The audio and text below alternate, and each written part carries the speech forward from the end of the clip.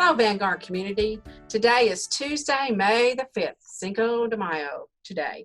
And welcome to Doing Things Differently, Learning Something New. It's a series of conversations that I've been having with faculty, staff, and students as we learn about how this public health crisis has changed our lives. I'm Jennifer Methvin, the Chancellor at ASU-Beebe, and it is my pleasure to have with me today our Director of Nursing, Cindy Smith. Cindy, tell everybody a little bit about yourself.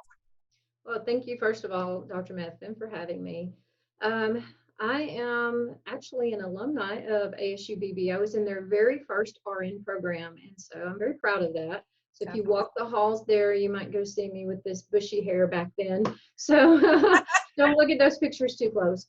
But I've been married for several years, and we'll just put it like that. And I have two grown children. Both of them are married. Colby once worked at the university, and he is married, and him and his wife Joanna gave me my precious grandbaby, my very first. And then Cameron, my youngest, he just got married in January to the love of his life, his childhood, not really childhood sweetheart, but they were friends for many years, and so he got married in January. And I've been with the university for several years. I've left twice for 1 year, but always come back because it's family and education is in my blood. So this is home, right? This is home. Yeah, and it's a beautiful grandbaby that you have. He is so precious. Every now and then, it makes me very happy. Yeah, he's very precious. Well, all right, we'll jump right into the questions if you're ready. I know you are very well aware that we've been doing remote instruction since March the 20th. What's been the most challenging part for you and for our faculty in the nursing department? Well, as I was trying to figure out how I would answer this question, it came to my mind that the year 2020 is actually considered the year of the nurse. And so when I think about a nurse, I think of they are change agents. And so we are constantly in the work field having to deal with change. And so, when we were hit with, hey, we have to do this, it wasn't a total chaotic, part of it was chaotic, but a total chaotic situation. It was, we have to take this and we have to go with it. And we may have whined a little bit, but we just went with it. I think personally, the thing that I have had to do is I've had to change my mindset and how we do things. And I know several other of your interviews, they've said the same thing. But the fact that I can't literally see that student every single day and touch them or give them a hug, if they need a hug or a greeting, that has been the biggest thing. And so I know others at the university have done that as well. So, being able to see those students has been my biggest challenge. We've continued to educate. We've continued to do Zooms on a daily basis. And we feel as faculty that we have begun to virtually live with those students on a day-to-day basis. We see their kids, we see them fixing supper.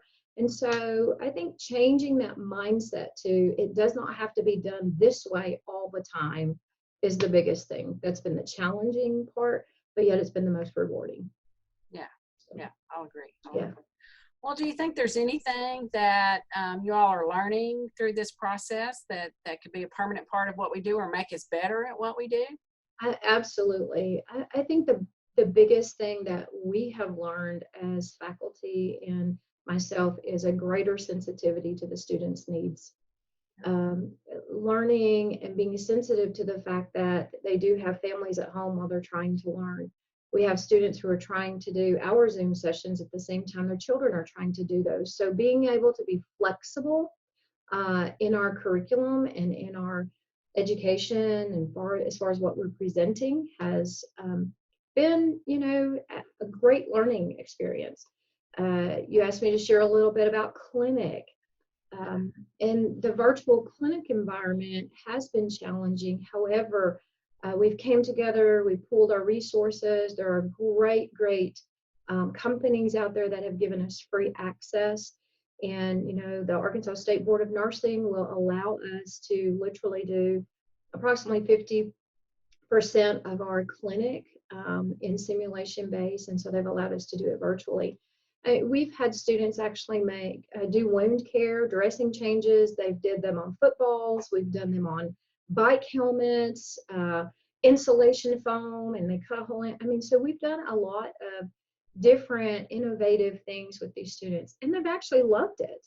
They've had a good time. It was nervy, when they were checking off, but we just continued to proceed ahead, and they've been successful. Yeah, yeah. It's been real interesting to hear about what various groups of faculty have done to meet some of those. We're such a hands-on institution. We have so many programs where there are skills to learn, and the challenge of that has been interesting. And so you guys have been on Zoom a great deal with a lot of students. Absolutely. Absolutely. Yeah. Yes. That's awesome. Well, let's shift gears just a little bit and talk about maybe personally what has been most challenging to you about the situation. I believe personally the most challenging thing that I've experienced is limited time with my family. We're a very close-knit family, and I've actually had to allow the students into my family at times. We were doing Zoom last night until after 10 o'clock to help them with finals today. So, spending that time away from my family and that grandbaby, has been the most challenging. I would say the second thing that has been the most challenging is teaching my family infection control. Keeping my father in the house and not going out to get his takeout lunch every single day and being satisfied with a sandwich just has not, that hasn't flown with him. But, I've just prayed the Lord protect him, and he just kept going. So, being able to spend that time, I believe, is the biggest thing. But, I don't regret the time that I've had to spend with the students. My family's been very understanding, and they've just accepted the computer with the Zoom. I mean, they all came in and greeted the students last night. So, well, I read something last week, probably on Twitter or somewhere, that said, I just told someone I really liked their bedspread during a business meeting. I never thought I would say that. Right. Right. Yes, that's so true. Yeah, so it has been a little different. We've had peeks into one another's lives that we haven't had before. Okay, well, it's that time. It's only fair you get to ask me a question as well. Okay. So my question, Dr. Methvin, is what new services for students do you see the university developing out of this experience? We've talked about that just a little bit. Certainly we have had to be very innovative in the way that we do this remote service. Remote instruction is one thing, but we also have to help people with their financial aid and the business office calls and counseling and advising and registration. Everything is virtual right now.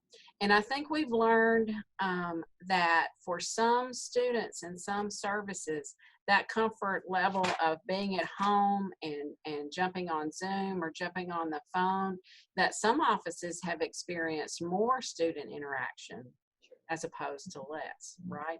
So students may be more willing to virtually interact with us to get something taken care of pretty quickly, and they may not have time after class to run over to another building, go up 2 flights of stairs, and go into an office. So I think our students have shown us that on-demand services might be something that they really, really appreciate, and it'll be an adjustment, and we certainly can't be a 24/7 institution, but we were just this morning looking at what would it look like if a student who was working even at 11 o'clock at night and couldn't get logged on or had a Canvas issue, what would it look like if they could get service right then? What would we have to do? Do we need a service to help us do that? Do we need to do shifts differently? Do we need and so I think it's going to be interesting to work through, but I certainly think that remote services are here to stay. I agree. We've Yeah. had a lot more interaction, it seems like, with the students. So Yeah, with the virtual. So I do agree. tutoring is another area. Yeah, the only way to do group tutoring has been, through Zoom to do it safely. And some students have been more willing to engage that way. So Sure. it's interesting. All right. All right. Well, we always end with this. There has to be a silver lining for this. So, Ms. Smith, for you, for ASU-Beebe, for the country, for Arkansas, what's the silver lining in all this? It's been a tough time. It really has. But I think one of the things that I see is we've become more grounded in who we are and what our potential is, because we have had to push ourselves to the max at times. And we've found that we can be comfortable in the uncomfortable, so to speak. And we became a community of individuals that have learned to do that. So, or at least I have. Yeah, I think we have been stretched, and being stretched now and again is never a bad thing. It's usually good for us. That's Well, right. very good. Well, my thanks to you and all the nursing faculty for all that you've done. It was the program, that paramedic was the program that I had the biggest heart attack about, you know, because these are folks that that we need to get into the workplace. Right. Very obviously. Absolutely. And we have other programs, you know, that were also difficult to work out. And we want to get them in the workplace as well, but we know how badly our healthcare providers are needed in the field right now. And so thank you all for all that you have done. I would mention that we are doing virtual pinning ceremony Thursday night, and so our senior class is graduating. They've already registered for boards, and they will be taking boards soon and be out in the workforce. So, and I look forward to that. It's been very important to the institution not to just pass and say we'll celebrate later, and to celebrate in the moment. And so I really appreciate that and look forward to it. I'll do my normal welcome, and it'll be fun. I can't wait. You also have a bit of good news, don't you, about expansion of nursing programs? Absolutely. Arkansas Department of Higher Ed approved our LPN/paramedic program to RN program. And we are just waiting to go before the Arkansas State Board of Nursing. We were supposed to go Thursday, but it's been backed up because of the COVID for probably another month or so. But they are very positive. The Board of Nursing is. And so we're excited. We're looking forward to beginning the program in January. Yes, I'm very excited. Well, that's a great expansion for us, and even more to come. So that's fun things. Well, thank you so much. I have truly enjoyed our visit. Thank you all who have joined us. We will continue as long as we're working remotely to have these conversations. I truly do believe there's much to learn here. But on our next episode, I'm going to visit with two people, not one, and that'll be a little different. I'm going to visit with Tyler Biddle, our registrar, who is the primary point person for graduation, and then our executive director of marketing and PR, Keith Moore. They have been working behind the scenes to create our virtual commencement ceremony, which will happen this coming Saturday. So I wanted to visit with them about that process and what we can look forward as we celebrate with our students at commencement. So look forward to that in the next edition. Thanks for being with us.